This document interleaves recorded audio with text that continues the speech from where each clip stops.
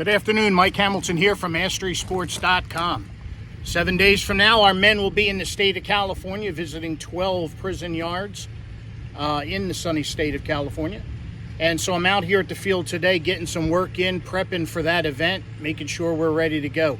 Here's 4 things you can do 7 days out from your next senior softball tournament that will help you prepare and help your team for your next tournament. Number 1, eliminate sugar from your diet 7 days out. 7 days out, no sugar, no cake, no ice cream, no sodas. Get all that sugar out of your bloodstream. Give that to your team as a gift. It'll help you. It'll help them. Number 2, add extra water to your diet. No less than 100 ounces. I don't care how much you weigh. Get 100 or more ounces in every day from now till your tournament. Without the sugar in your bloodstream, your body will start to eliminate some of the inflammation in your joints.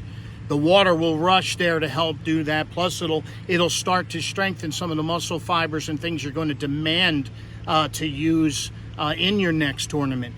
Number 3, stretch. Stretch in the morning, stretch in the afternoon, stretch in the evening. Stretch as many times as you can. You're standing around your office, get out of your chair, try to get to touch your toes, bend your legs, your knees. Get those things used to being loose. Now, without the sugar in your bloodstream, with extra water and H2O in your diet over the next 7 days, some things are going to start to change. You'll become looser. You'll become more pliable. The inflammation that keeps you from stretching to certain places, all of a sudden you're going to be able to reach those places. But stretch. Use assisted stretches. Find somebody that's willing to help you stretch your legs, your hamstrings, your back to an angle or places or degree that you couldn't get to on your own. But make sure you're stretching multiple times a day. Lastly, most importantly, the one I dread the most, begin to run sprints. Your treadmill work, your long jogs at night are not going to help you on the softball field.